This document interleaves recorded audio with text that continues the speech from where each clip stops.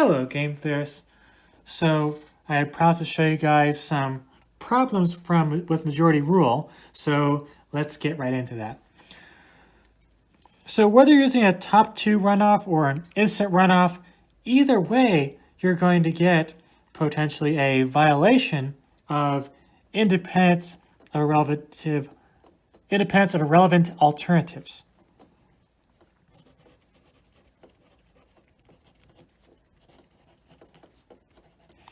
So recall what that was from part 1 of our series. So that means that independent of relevant alternatives means that if A is better than B, if you're comparing just A and B, then A should still be better than B if you're comparing A, B, and C. So irrelevant alternative C should not flip your preferences on A versus B.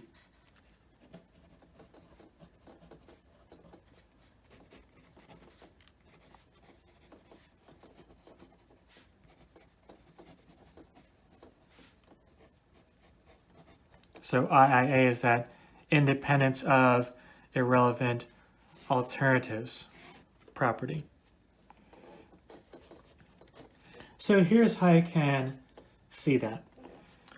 So let's say you have this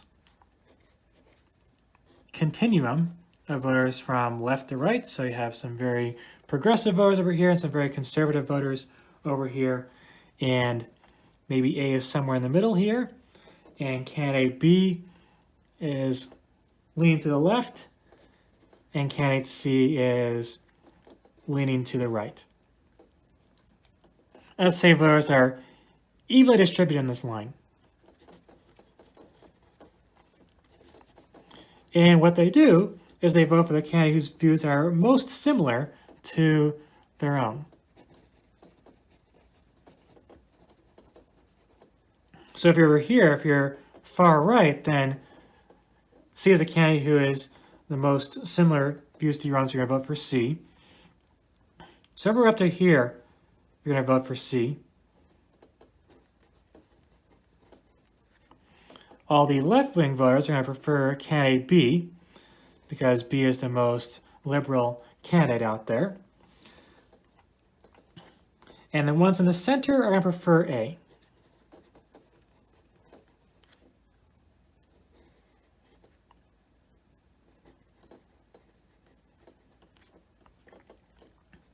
So you can see that A is going to get the least votes in round 1. Now the issue here is that whether you're doing instant runoff or a top 2 runoff, you're going to eliminate A.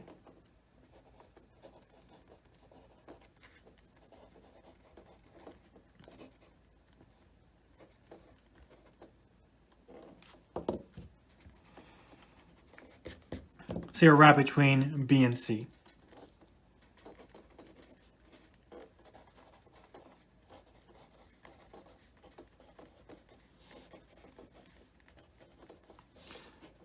Okay, so what's so bad about that? Well, it turns out that candidate A would beat either one, B or C, in a head-to-head race. Let's just show that here. So A is in the middle here, roughly, and B is over there. So if it was just A versus B, a head-to-head race, then A would get all these votes, and B would get these votes. And you see A is getting more.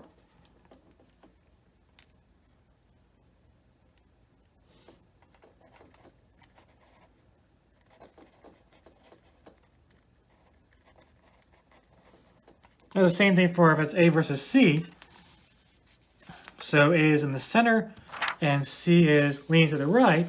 So if it's just A versus C, then A would prevail.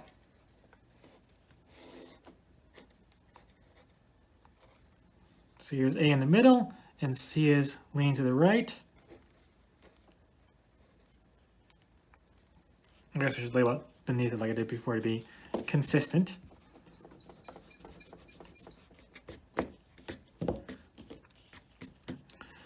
So if your options are center or conservative and you're to the left, you prefer the center, and the conservatives vote for C.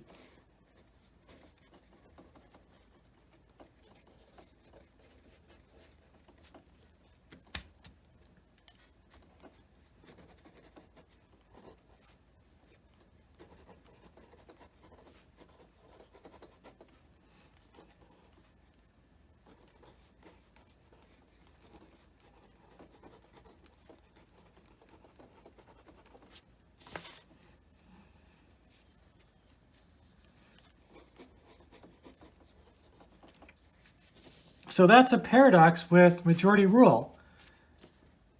A candidate who could beat everybody head to head gets eliminated in round one. So how does that violate independence of irrelevant alternatives? Well, this is a case where A is better than B was just A versus B. If you have A versus B versus C, a three-way race, then A no longer wins. So an extra candidate C can reverse the outcome over A and B. So that's a violation of independence of irrelevant alternatives. So one thing we can think about this is that someone who's everybody's second choice is going to be eliminated in round one. Here's another illustration of that idea.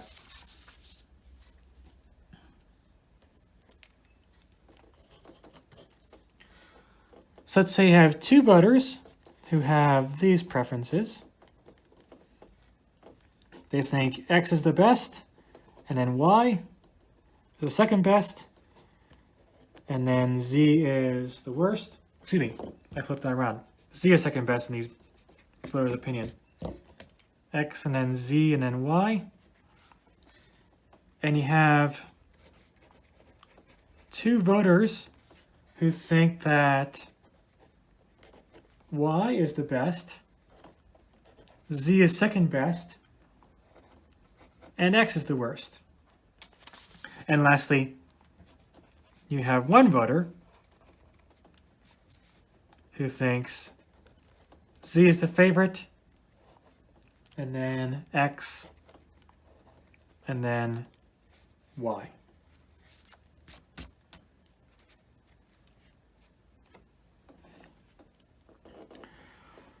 So you look at the elections in head-to-head races. If we're just Z versus X, what happens? Well, these guys would vote for X, but these voters prefer Y the most. If they have to pick between Z and X, they prefer Z. So that gets 2 votes for Z and 2 votes for X. Our last voter prefers Z, so Z wins.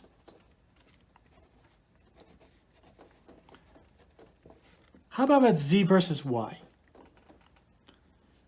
So while these voters over here prefer X the most, if it's just Z and Y, if X is not in the ballot, they're going to pick Z. So 2 votes for Z, then 2 votes for Y, a third vote for Z, so Z prevails.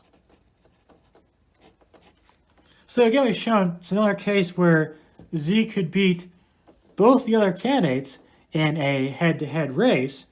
However, Z is going to get knocked out in a runoff because Z got the least amount of top votes in round one.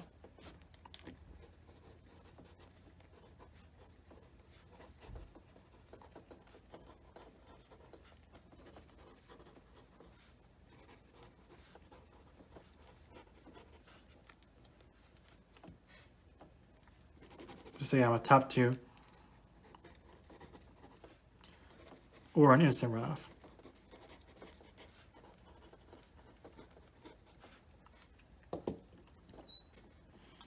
So that's an undesirable feature of majority rule. Someone who could win against any individual opponent could still lose the election.